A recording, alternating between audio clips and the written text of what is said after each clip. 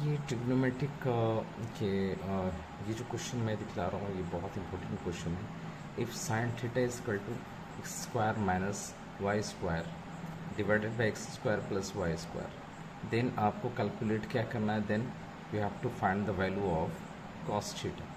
हमें इसकी वैल्यू, हमें कॉस थीटा के वैल्यू हमें कैलकुलेट करनी है। कैसे कैलकुलेट करेंगे, क्या स्टेप उठाएंगे इसको सॉल्व करने के लिए, सबसे पहले उसको आप फोकस करें। तो मेरी जो इन्फॉर्मेशन है यहाँ से सॉल्यूशन स्टार्ट करते हैं।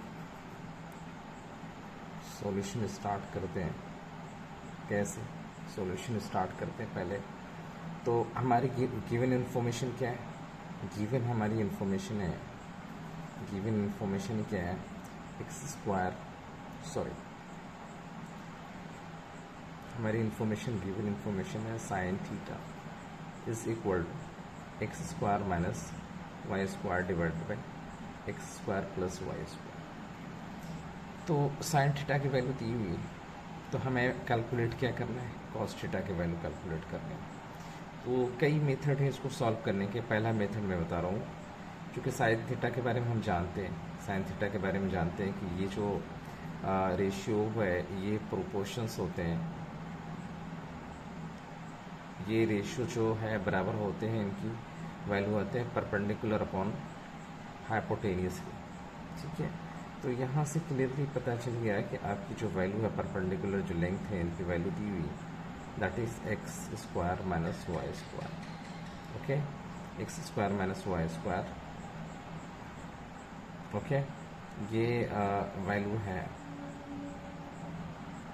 परपेंडिकुलर लेंथ की वैल्यू होगी। क्रॉसपेंडली जब रेशियोज बराबर हैं तो क्रॉसपेंडली इसकी जो परपेंडिकुलर लेंथ है उसको हम इस तरह से हम लिख सकते हैं। सिमिलरली क्या होंगे, एच की वैल्यू हो जाएंगी x square plus y square which is equal to, sorry x square plus y square to input. तो ये परपेंडिकुलर लेंथ निकल करके आ गई और हाइपोटेनस की वैल्यू निकल करके आ गई। इसके बाद जो है ना, हमें चूँकि कॉस थीटा के केसेस में क्या है, ये बेस अपॉन हाइपोटेनियस होती है, base upon hypotenuse. Cos theta के केसेस में हमारे क्या है, तो यहाँ पे हमें बेस की वैल्यू कैलकुलेट करनी है। तो बेस की वैल्यू कैलकुलेट करने के लिए मैं पाइथागोरस थ्योरम को अप्लाई करेंगे। पाइथागोरस थ्योरम क्या कहते हैं, h square equal to Pythagoras theorem के हिसाब से, पाइथागोरस थ्योरम के हिसाब से, according to Pythagoras theorem h square which is equal to perpendicular length के स्क्वायर प्लस बेस के स्क्वायर के बराबर होते हैं। इनकी वैल्यूज बराबर होती है। Hypotenuse square which is equal to perpendicular square of perpendicular and plus square of the base, ये वैल्यू आपकी बराबर होती है। तो इस फार्मूला का इस्तेमाल करके हम बेस की वैल्यू कैलकुलेट करेंगे। पहले हम उसको पहली फुर्सत में पहले इसकी वैल्यूज को यहाँ पुट करते हैं, ओके, वैल्यूज पुट करते हैं, देखते हैं क्या बेस की वैल्यू निकल करते हैं। तो बेस को हम इस तरह भी लिख सकते हैं, बेस स्क्वायर क्या होंगे, H square minus p square. तो यहाँ से वैल्यू जो निकल कर होगी, बेस की वैल्यू निकल करके h square minus p square. यहाँ पे सिंपली वैल्यूज को पुट करें, यहाँ पे परपेंडिकुलर लेंथ की वैल्यू और हाइपोटेनस की वैल्यू।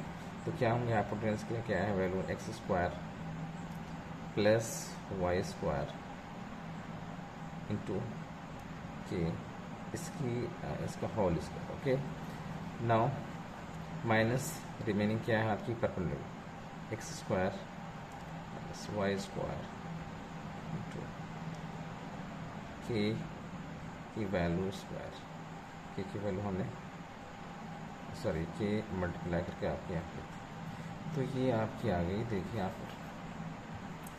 तो इसकी वैल्यूज को पुट कर अब इसको सिंप्लीफाई करते हैं, देखते हैं रिजल्ट क्या आता है। तो जब इसको सिंप्लीफाई करें तो के स्क्वायर, यहाँ पे भी के स्क्वायर, इसको बाहर स्क्वायर रूट के बाहर भी आप लिख सकते हैं के सिंपली।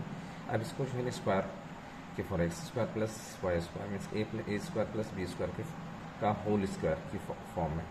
तो इसको हम लिख सकते हैं एक्स स्क्वायर पे एक्स पे पावर 4 प्लस वाई पे power 4 and plus 2 x square y square. ये हो गई वैल्यूज इनकी, ओके, ये वाली।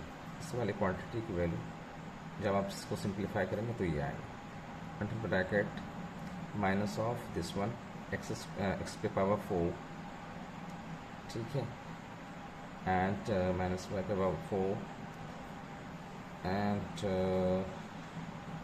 Plus 2x square y square. यहाँ पे भी वैल्यूज़ क्या होंगे देखिए आप।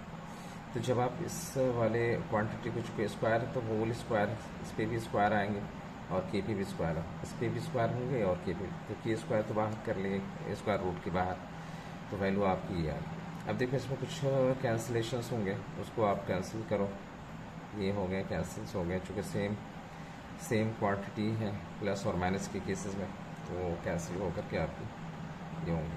अब यहाँ पे देखें 2x स्क्वायर वाई स्क्वायर है, 2x स्क्वायर वाई स्क्वायर है, सिंपली ऐड हो जाएंगे तो क्या होंगे 4x स्क्वायर वाई स्क्वायर, क्या होंगे 4x square y square. So the value will be this one. अब इसको बाहर करें, स्क्वायर रूट से बाहर करेंगे तो उसकी वैल्यू जो निकल कर आएंगे 2xy इंटू के। ये सिंप्लीफाई होने के बाद चूँकि यहाँ पे x स्क्वायर है वाई स्क्वायर है, 2 पे भी स्क्वायर हो जाएंगे, तो स्क्वायर की जो क्वांटिटी है स्क्वायर रूट से बाहर होने के बाद ये वैल्यू निकलेगी, ठीक है। तो b की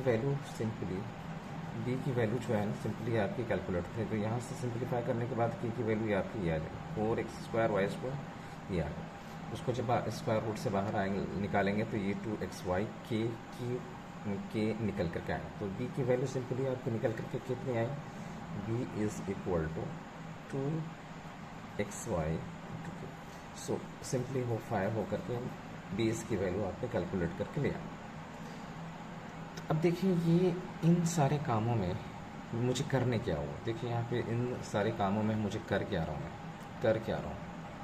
रहा हूँ इसको आप और से फाइंड क्या करनी है कॉस थीटा की वैल्यू फाइंड करनी है। कॉस थीटा के केस में हम जानते हैं कॉस थीटा को सिंप्लीफाई करने के लिए हमें बेस की ज़रूरत होगी और हाइपोटेनस की वैल्यू ऑलरेडी यहाँ पे है, हाइपोटेनस की वैल्यू ऑलरेडी यहाँ पे है, बेस की वैल्यू आपकी नहीं।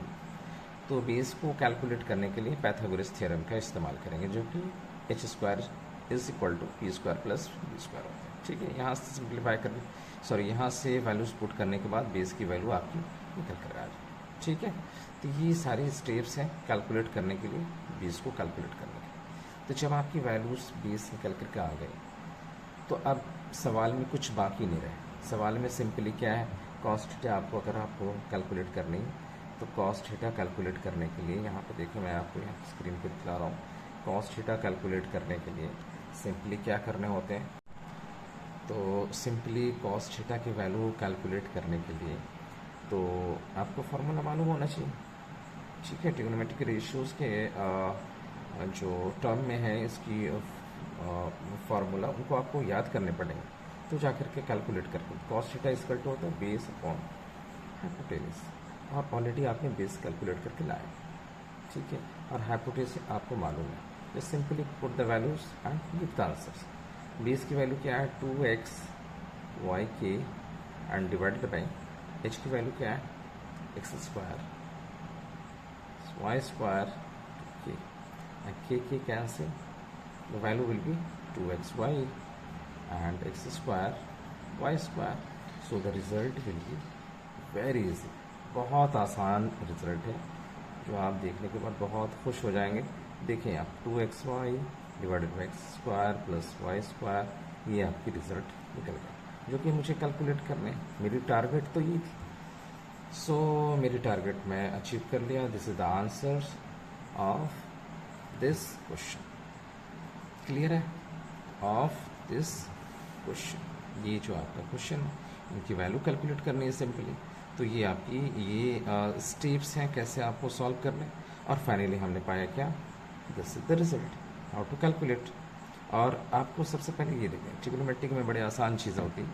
ट्रिग्नोमेट्रिक की जितनी भी रेशियोज़ हैं like sine theta, cos theta, tan theta, cosec theta, sec theta and cot theta, ये जो रेशियोज़ हैं उनकी जो रिलेशंस हैं किसके बीच, परपेंडिकुलर लेंथ और बेस लेंथ एंड हाइपोटेनस की जो लेंथ, इनके बीच जो रिलेशंस हैं उनको आप रिमेंबर कर जाएं, मेमोराइज कर जाएं इन सारे रिलेशंस को, ओके। तो जाकर के इस तरह के क्वेश्चंस आपको आसानी से सॉल्व कर पाएंगे। तो आज के इस तरह के क्वेश्चंस को आपने देखा किस तरह से हमने सॉल्व किया। ये प्रोसेस है किसी भी क्वेश्चंस को सॉल्व करने के लिए। और भी एक मेथड है, उनको भी हम नेक्स्ट क्लास में या नेक्स्ट वीडियोस में आपको डिस्कस करेंगे। तो सिंपली ये आपकी रिज़ल्ट है। तो बच्चे आप देखें, अगर आपको किसी तरह के डाउट हो तो आप मुझे कमेंट सेक्शन में आप क्वेश्चन पूछ सकते हैं। सर इसमें मैंने नहीं समझ पाया, फिर से रिपीट करके आप बताएं तो मैं बताऊँगा। ओके, फिर मिलते हैं नेक्स्ट वीडियो।